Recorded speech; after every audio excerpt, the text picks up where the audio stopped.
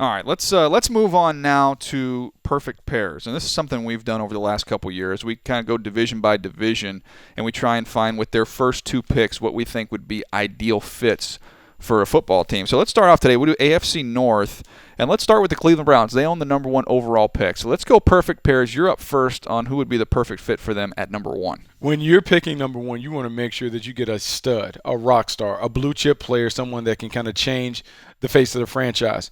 Myles Garrett in this draft class is that guy. You're talking about an explosive pass rusher off the edge, a guy who has remarkable athletic traits. He's big, he's fast, he's physical, he can rush off the edge. He has the ability to knock the quarterback down.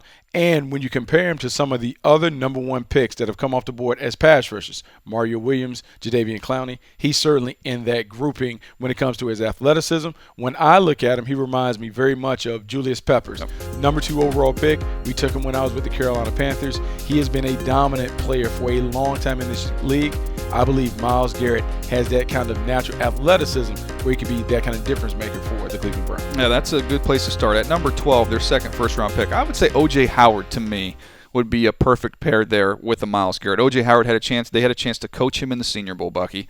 He's one of those rare guys who I think has a high ceiling and a high floor. I think there's very little bust factor with him. He can do everything. He's productive as a blocker in the run game. He can run every route you want from the tight end position. He's great after the catch. He's got big-time speed to get down the seam and hit home runs. We saw him do it a bunch last year, really the last 2 years in the postseason in their playoff games there for Alabama. So I think at pick number 12, you pair up O.J. Howard and Myles Garrett. The Browns cannot afford to miss. They're in this mess because they've missed on so many first-round picks. Yep. I think these are 2 rock-solid picks for this football. I think they are absolutely rock solid for O.J. Howard. He's a guy that I call a solar system player. He is a guy that I believe in the passing game, you can build it around him. He's the sun. Everything revolves around him. He will make the other pieces around him better. He also will help any quarterback improve because he's a big target in the middle of the field. All right, let's go to the Cincinnati Bengals next up here. They have the 9th overall pick. A lot of different areas they can go, but I look at somebody that would just fit in perfectly with what they are offensively.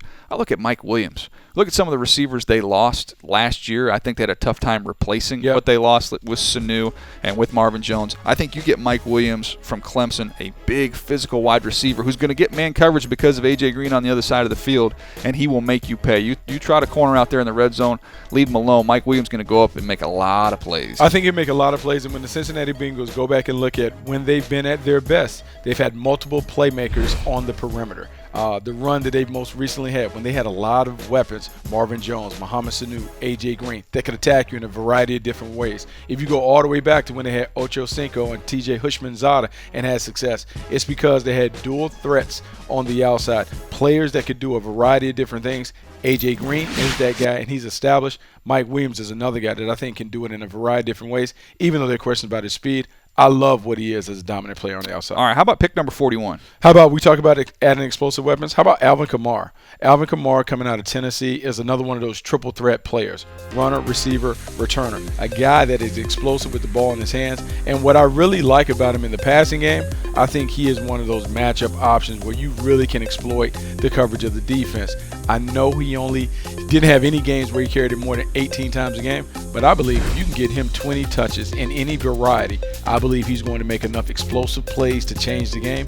You add him, you add Mike Williams to go with an A.J. Green, and I continue to improve Andy Dalton. I like this offense. Yeah, he's kind of a mixture of what they have with their other 2 backs. He can do a little bit of everything there. All right, the Baltimore Ravens. Let's go pick number 16 for them. You like a wide receiver there, Buck. Yeah, I'm going to go with a polished wide receiver, Corey Davis. Corey Davis, coming out of Western Michigan, is one of the more polished route runners in this draft. And even though he comes from a place where they say, oh, it's a small school standout, he kind of did it against MAC competition. Can he sustain it? When you look at the tape, you really like what he brings to the table. Outstanding route runner, strong hands, has a knack for making acrobatic catches. To me, he's a natural number 1 receiver, someone that you certainly can hang your hat on in the passing game. Yeah, I like him a lot. At pick number 48, let's go to a corner and add Fabian Moreau from UCLA, who height, weight, speed is there. Had some durability issues earlier on, but played great this year, Buck. He's always in position, always in phase. can find and locate the football. He's tough and physical. I think he's a first-round corner in any other draft. This year, maybe he slides down because of the depth. Man, at pick number 48, you talk about a home run. That would be phenomenal. Yeah, you certainly like him. 6 foot, over 200 pounds. He's a guy that was a running back when he initially came into UCLA, made the transition to cornerback. I like the length. I like the explosiveness. At the combine, 4.35, 38-inch vertical, 11.4 broad jump. You can see the explosiveness, and he's rocked up. He likes to tackle. He is all those things that you look for. And based on what we know about how you have to play in that AFC North, you need to have big physical players on the edges. He's one of those guys. All right, let's move on now to the Pittsburgh Steelers. They have pick number 30 overall, and there's some guys, you watch him and you're just like, this guy's a Pittsburgh Steeler. He's built to Heath play Miller, I remember watching him when he came up. That's a Pittsburgh Steeler. Hassan Reddick from Temple, to me, is a classic Pittsburgh Steeler football player. You talk about somebody that's instinctive, somebody that's tough, physical, and he's versatile. That's the added bonus you have with him. He can play with his hand down, which he's done. You can stand him up to be an outside linebacker. But I think his home, especially in this scheme, is as an inside linebacker. He showed at the Senior Bowl when he lined up in there, Buck. He was outstanding in coverage. Blitz drills, great. To me, watching him, though, in 9-on-7 and team drills, being able to sort through the trash for not having spent much time in there, he was outstanding. So, to me, I think he's a plug-and-play guy, and, man, he'd make their defense go.